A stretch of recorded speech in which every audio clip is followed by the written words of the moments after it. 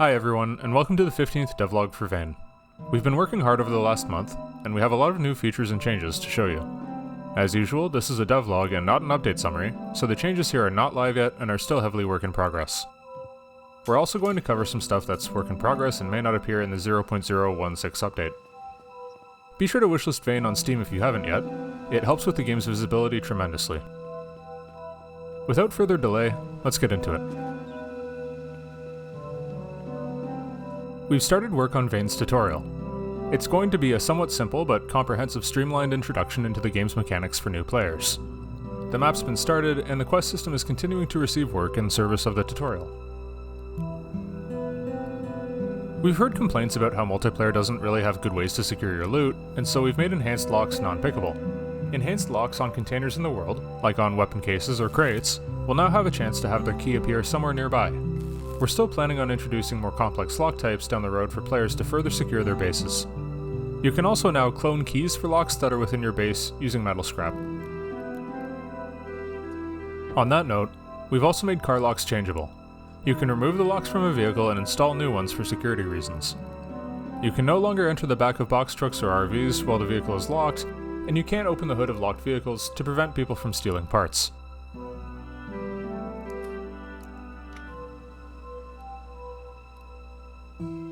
Construction requirements have been retooled and rebalanced, as have crafting requirements.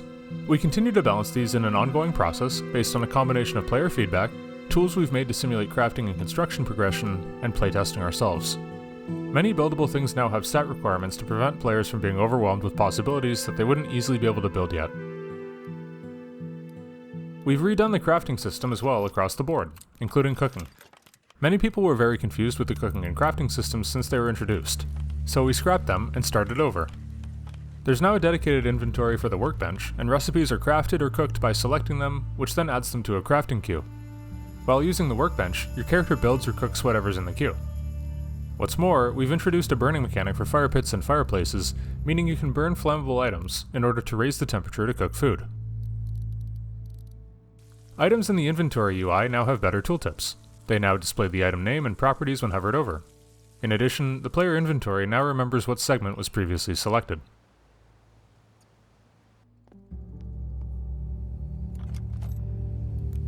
We've been hard at work making the game look better than ever. We've been restoring original resolution textures and improving level of detail meshes across the entire game. We set a hard limit on most textures a while ago because we want to make sure most people with somewhat modern computers can run the game. We still have this goal in mind, but are slowly and carefully increasing resolution quality where it fits within our performance guidelines. In addition to increasing texture resolution, we've added some general flavor to the variety of things found across the Champlain Valley. The police car is now decorated with livery of the local police precinct. Soda machines now have custom drinks, and Saranac Central School has received a custom pass for its sports team.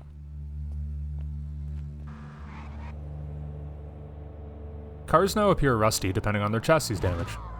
This is a temporary feature. In the future, we expect the internal state of the vehicles to be represented using proper art assets.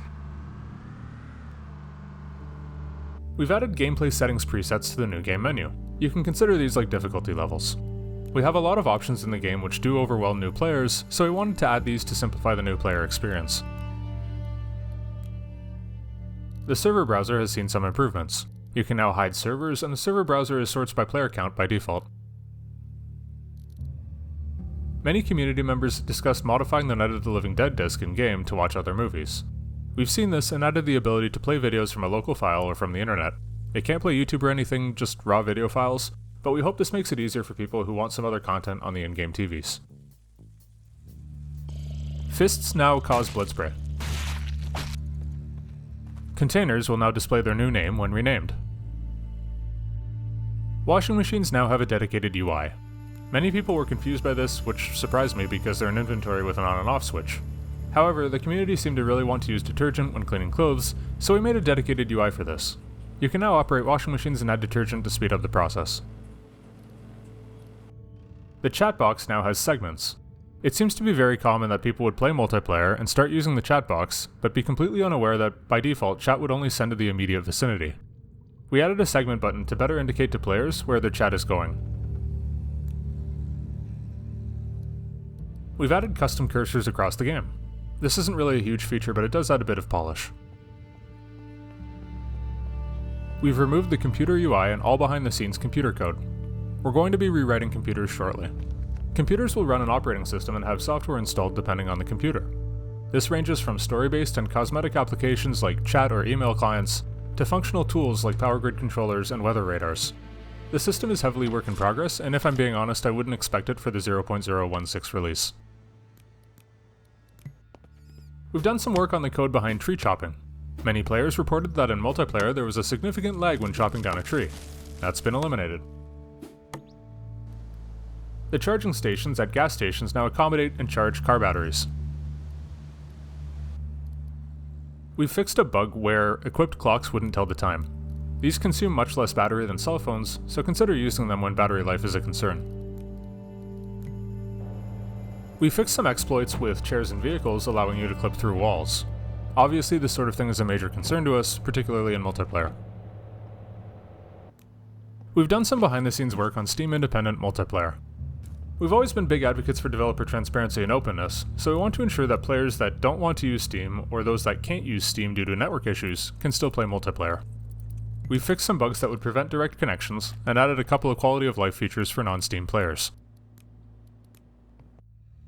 We've rewritten the wiring system. There were a lot of bugs with the old system, and the new one is much simpler and less buggy. We've also introduced a new wiring UI, which displays outgoing and incoming wires, as well as resource requirements. One bug we saw reported repeatedly was that stoves in Saranac Central School weren't working. This is because the gas tank for the school defaulted to being off, and so the gas stoves weren't receiving gas. This is now easily discoverable with the new UI. In addition, the new wiring UI allows the wiring of utilities to water and natural gas, among others, so you can now take and hook up washing machines to your base. Speaking of which, natural gas tanks that supply to radiators and stoves are now turned on by default. We've fixed not being able to drink out of toilets and urinals.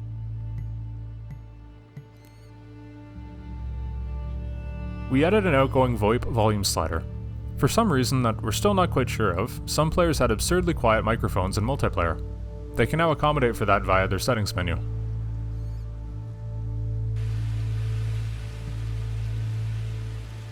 We added some new tech to allow things to update in the background even when unloaded. Water barrels now accumulate water even if you're far away from them, and solar panels charge batteries in the same way. Because of this, there may be some performance improvements seen in the next version. Speaking of performance, we've spent a few days just profiling and improving performance across the board. You should expect the next version to run a few frames per second faster than 0.015. We've also been profiling multiplayer performance, so ideally that's functioning a bit better too. We wrote a new system for item loading and caching, so veins should now hitch a bit less, especially when opening the construction menu or your inventory. The admin menu target section now has some new handy features, such as showing the object's location. You can now delete some whitelisted types of object, like vehicles, from the admin menu. We've significantly buffed vehicle braking to be more realistic and less slippery. By popular request, we've re-added a quick dismantling shortcut. This can be enabled in the game's settings menu. To use it, hold Alt and click an item in an inventory to dismantle it immediately. We remove this because when players Alt-Tab, Windows will see their Alt key as down until they press and release it. So players would Alt-Tab, return to the game, and have their inventory items immediately be destroyed when clicked. If you're willing to take that risk, the setting is now there for you. Quick use slots are now rebindable for players with non-standard keyboard layouts. We've removed the language selection setting temporarily. We receive a few reports every day that translations are out of date or incorrect. We understand that for many people, playing a half-translated game is a bit more jarring than just playing the non-translated game, so until we get community translations running again, we've removed the option. We added a warning to the demo bounds so that you can stop before the bounds force you back into the area of play. We've added some photos for photo frame items. On our Discord, we've opened up submissions for pet photos to be added to the game. You're welcome to submit them for inclusion. There's no guarantee that you'll ever find a photo frame with a specific pet in it, and not all entries are guaranteed to be included, but we're including as many as we can. We added the ability to ban players from servers. When we wrote the admin menu in admin tools 2 years ago, I think we were at Vane 0.003. There was nobody playing multiplayer at the time, so we didn't really see a need for it and chalked it up to be done later and forgot about it. We've now got an average of 2,500 players a day, so it's sort of becoming necessary by now.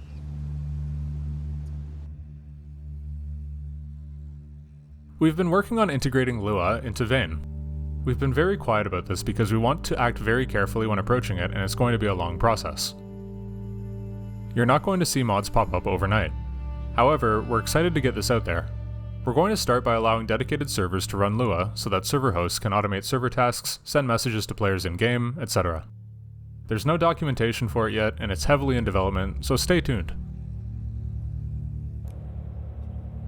We've added a setting for vehicle outgoing damage and fixed vehicles ignoring the PvP damage setting for multiplayer. We added the ability to directly fill gas tanks from the use menu, something that confused many players. We've been working on the early access launch area. You'll see the new towns in the character creation screen. The town of Lion Mountain, located of course on Lion Mountain, is a small mining town north of Redford whose mine contains equal parts danger and equal parts reward. Dannemora, to the east of Lion Mountain, is known for its large federal prison, and will be the largest town in Vane as of early access. In addition, we've been laying plans for wilderness and points of interest in the areas surrounding these towns, as well as in between the demo region and the early access region. Expect farms, caves, trains, and some surprises that we don't want to make public yet.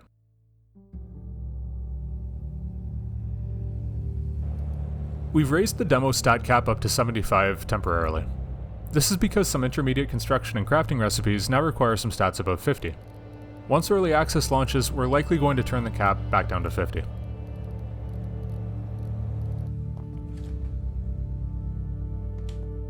We've blocked take all and put all shortcuts from being used before an inventory is fully searched.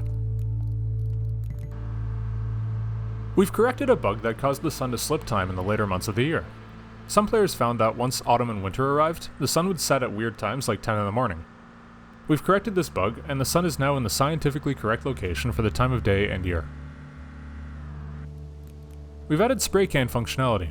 Spray cans now come in various colors and can be used to spray graffiti on walls. This can be used to mark spots, indicate locations of interest, warn other players, or just as taunts. We've done a pass on the train systems in-game and brought them up to performance and quality standards. They were added a while ago, so given that they're being added to the main map, we wanted them to work properly and have better art. The coffee maker found in convenience stores is now usable and can brew coffee for you.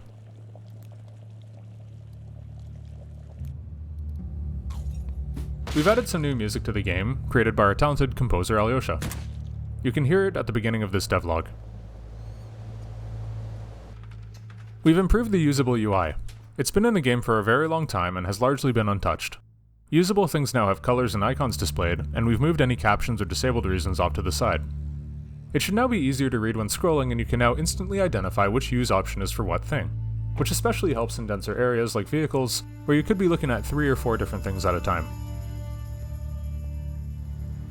We've replaced the Unreal Water with a custom water system we wrote. This should vastly improve performance near water, and we intend to fix the bug that's currently in-game where you can't drink from natural water sources or refill containers from it. We've changed how the utility cabinet functions with respect to item storage and construction. The utility cabinet can now only accept items that it requires as maintenance. Building things from the construction menu also no longer pulls from the nearest utility cabinet. Our reasoning for this is that many players would simply dump all their items in their base's infinitely large UC, which made using and organizing containers redundant. We've tweaked the weight of construction materials to make them much easier to carry on your person when building. We intend to have several types of container to store specific items that you find or build, and encourage players to build or steal more types of storage containers for their base. Finally, we're proud to announce we've hit 300,000 lifetime players on Steam. That means that 300,000 players have played Vane at least once. It's quite a big milestone, and we're very delighted that so many people seem to like the game, even with its current flaws. We appreciate the support immensely. You guys are what motivate us to keep going. Anyways, that's the devlog. It's a big one. We've been working like crazy. With any luck, Vane 0.016 will be out soon, but as always, we're not dropping any dates. In the meantime, you can play Vane completely for free right now on Steam.